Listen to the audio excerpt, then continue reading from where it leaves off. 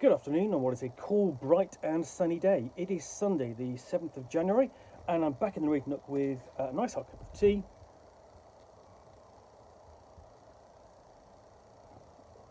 and a parcel to continue unboxing. And of course I'll give that away. This is from the Merry Mushmen who do Nook,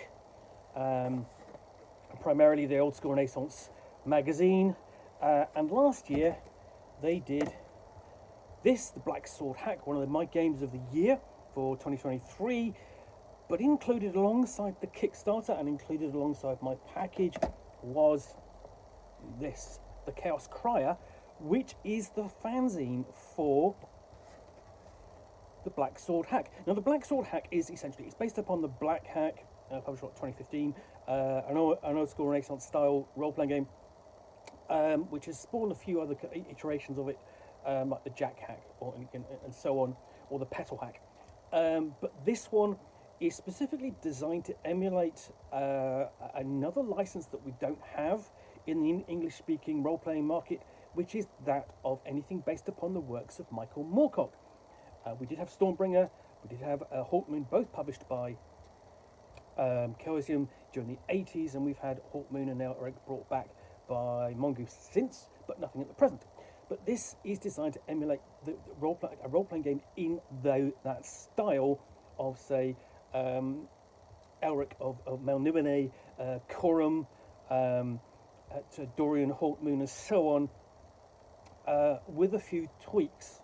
And I was thoroughly impressed with it. It essentially does a lot of work for a fairly simple system.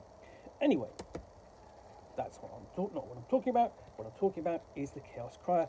This fanzine, issue 0, which came along with the Kickstarter, and it's essentially is an intermittent, occasional publication when they have content which they think will be of interest to the fans of the role-playing game. So, behind a great cover, it essentially describes it as an periodical design for Black Sword Hack and other swords and sorcery adventure games. So you take your choice. Okay, so we've got an introduction.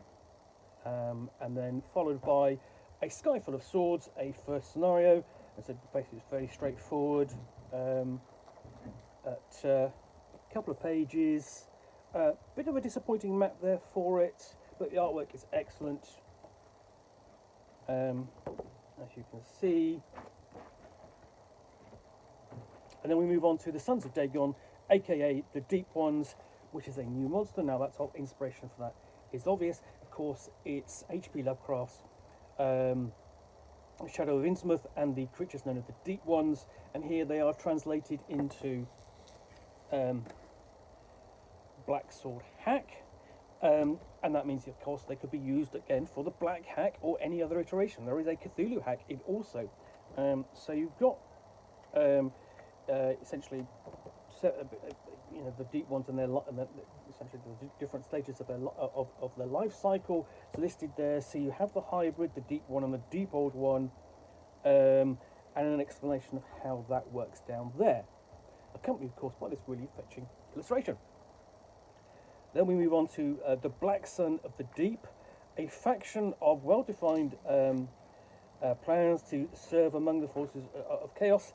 And again, you can drop this into your campaign, and aligned with the forces of chaos because it wants to bring back change, radical change, and so on. Dedicated to Deep Ones, perfect for a Young Kingdoms or Eternal Champion kind of style game, or even just a straight swords and sorcery role-playing game. Especially if you think upon how Robert E. Howard's Conan stories would basically verge upon the mythos of H.P. Lovecraft. Essentially, we've got a breakdown of the cult and how it operates.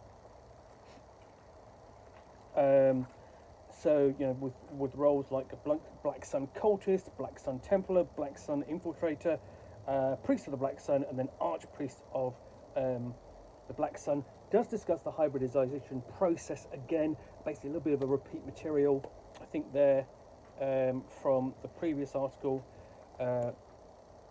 Basically the Sons of Dagon, the Deep Ones.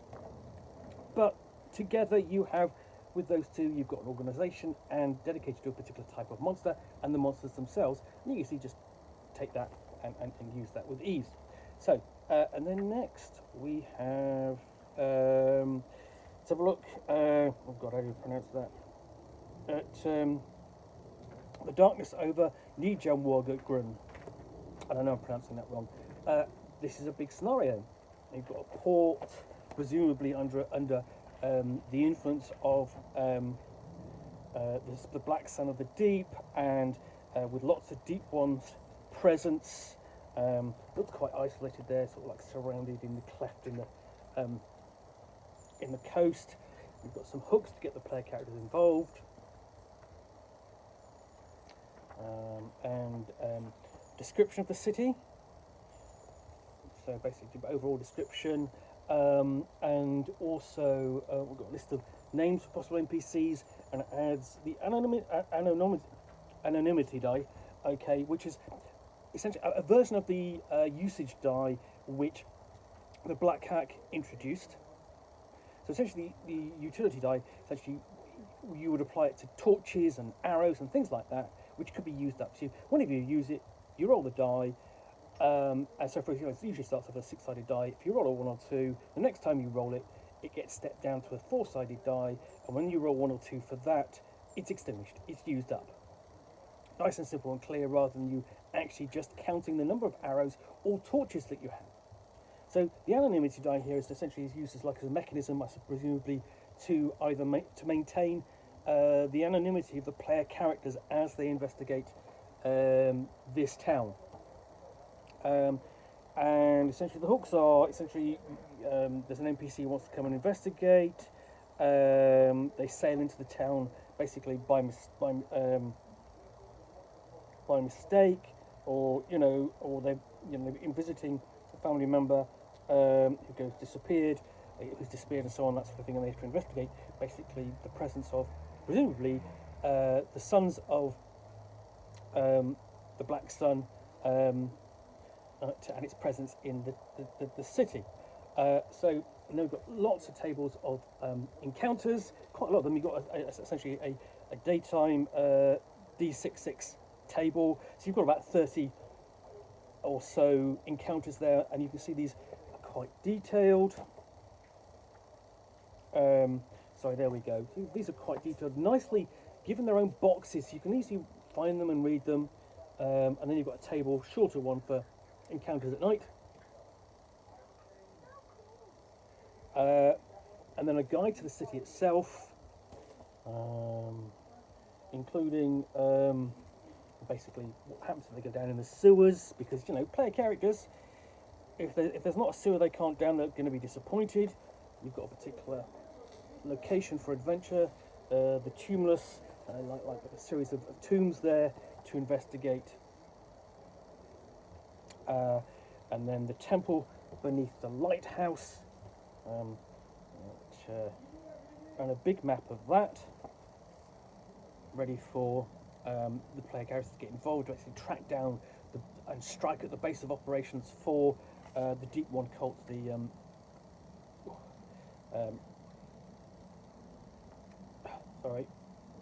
the Black Sun of the Deep cult, and its presence in the city.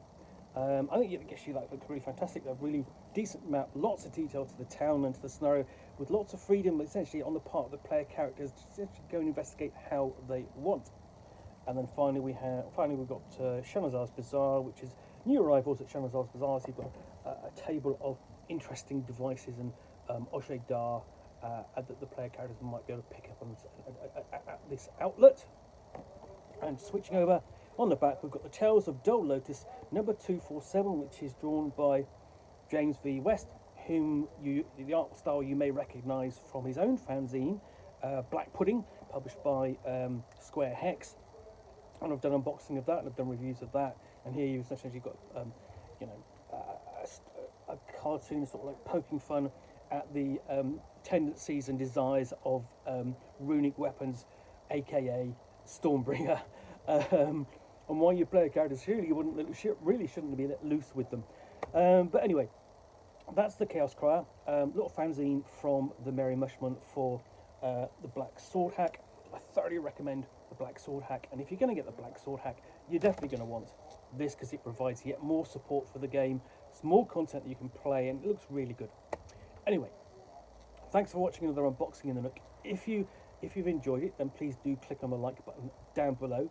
And of course, if you've got any comments or feedback, I do appreciate you taking the time to post that. And lastly, if you want to be alerted to get more unboxings in the Nook, where you'll see me out here with a parcel containing a book, or basic role-playing game, or supplement, or so on. In this case, a fanzine for a role-playing game. Then basically, please do click on the subscribe button, of course, and I'll chat about it to the best extent of my knowledge for roughly 10 minutes or so, all of course accompanied by a nice hot cup of tea. In the meantime, thanks again for watching another unboxing the Nook. Be back again soon with another one. Bye for now.